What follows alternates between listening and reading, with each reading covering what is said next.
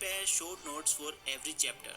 दोस्तों, किसी भी एग्जाम में अच्छे नंबर लाने के लिए पढ़ना जितना ज़रूरी है उससे कई गुना ज़्यादा ज़रूरी है कि आप पढ़ी हुई चीज़ों को कितना याद रख पाते हो, पढ़ी हुई चीज़ों को कितने अच्छे तरीके से एग्जामिनर के सामने एक्सप्रेस कर पाते हो। मान लीजिए कि आपने पढ़ाई तो बहुत की है, लेकिन एग्जाम में आप उसे डिलीवर ही नहीं कर पा रहे हो, जिसका सबसे बड़ा कारण है टाइम टू टाइम पढ़ी हुई चीज़ों का रिवीजन ना करना।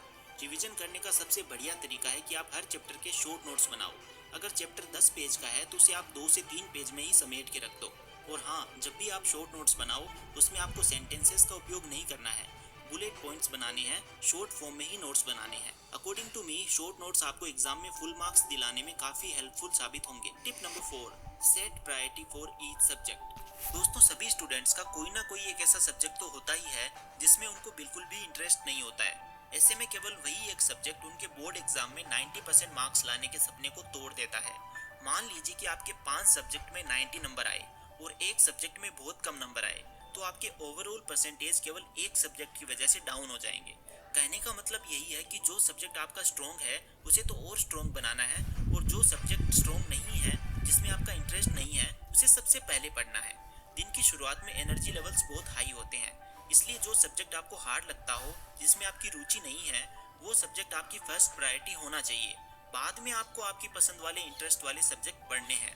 इस तरह से आप हार्ड सब्जेक्ट में भी अच्छे नंबर प्राप्त कर लोगे। Tip number 3, practice sample papers. दोस्तों, आपकी तैयारी का मूल्यांकन करने के लिए सैंपल पेपर काफ़ी ज़्यादा महत्वपूर्ण है। सपोज आपकी तैयारी बहुत ज़्यादा अच्छी है, लेकिन आप गिवन टाइम में पेपर ख़त्म ही नहीं कर पाते हो, तो ये आपकी सारी मेहनत पर पानी फेर देगा। बहुत सारे स्टूडेंट्स के साथ एग्जाम में यही चीज़ होती है। उनको आता बहुत कुछ है, लेकिन वो समय पर अपना पेपर कंप्लीट ही नहीं कर पाते हैं, जिसकी सबसे बड़ी वजह है लैक ऑफ प्रैक्टिस। इसलिए आपको ज़्यादा से ज़्यादा सैंपल पेपर सोल्व करने हैं। इससे आपको कई सारे बेनिफिट्स होंगे। आपको आपकी तैयारी का पता चलेगा और टाइम पर आप अपना पूरा पेपर भी कर पाओगे। अब मैंने यहाँ सैंपल पेपर्स का नाम ले ही लिया है, तो मैं आपको बता दूँ, मार्केट में 10th के बोर्ड एग्जाम के लिए सैंपल पेपर्स की अभी एक ही बुक अवेलेबल है। वो है ओसवाल की CBSE sample question papers for class 10th। ये बुक आपके टर्म वाइज सिलेबस और सीबीएसई ने 2 सितंबर को जो सैंपल क्वेश्चन पेपर रिलीज किया था उसके ऊपर बेस्ड है। इसमें आपको आपके एग्जाम टारगेटेड सैंपल पेपर्स मिलेंगे। साथ में ही आपको हर टाइप के एमसीक्यूज जैसे कि असर्शन, रीजन और केस बेस्ड एमसीक्यूज भी मिल जाएंगे। इसमें आपको सभी आंसर्स की बेस्ट एक्सप्लेनेशन मिलेगी। और हर सैंपल क्वेश्चन पेपर के बाद आपको एक ओएमआर शीट भी मिलेगी, जिससे आप ओएमआर शीट भरने की भी प्रैक्टिस कर पाओगे। साथ में इसमें आपको एकेडमिकली इंपॉर्टेंट क्वेश्चंस मिल जाएंगे और माइंड मैप्स के साथ आपकी स्टडी और इजी हो जाएगी। डिस्क्रिप्शन में आपको इस बुक का लिंक मिल जाएगा, अगर आपको पसंद आए तो आप परचेज कर सकते हो। Tip number 2, practice yoga and meditation every day. दोस्तों, एग्जाम में अच्छे नंबर लाने के लिए हमें बहुत सारी इन्फॉर्मेशन याद करनी होती है। ऐसे में मेडिटेशन और योगा आपकी स्टडी में काफ़ी ज़्यादा हेल्प करेगा।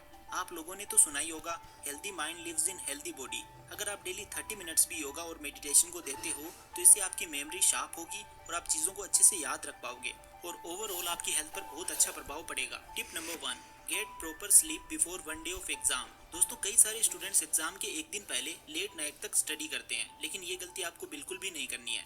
एग्जाम के एक दिन पहले आपको बहुत अच्छी नींद लेनी है, बॉडी को रेस्ट देना है, वरना फिर एग्जाम में नींद आएगी और आप पेपर सही से अटेम्प्ट नहीं कर पाओगे। दोस्तों, वीडियो के अंत में बस इतना ही कहना चाहूंगा कि अगर अखबार बेचने वाले कलाम साहब पढ़ लिख कर देश के राष्ट्रपति बन सकते हैं, थॉमस एल्वा एडिसन, जिनको बचपन में उनके टीचर ने मंद बुद्धि वाला बालक कह के स्कूल से निकाल दिया था, वो महान साइंटिस्ट बन सकते हैं, बल्ब का इन्वेंशन कर सकते हैं, तो क्या आप बोर्ड एग्जाम में 90% मार्क्स नहीं ला सकते?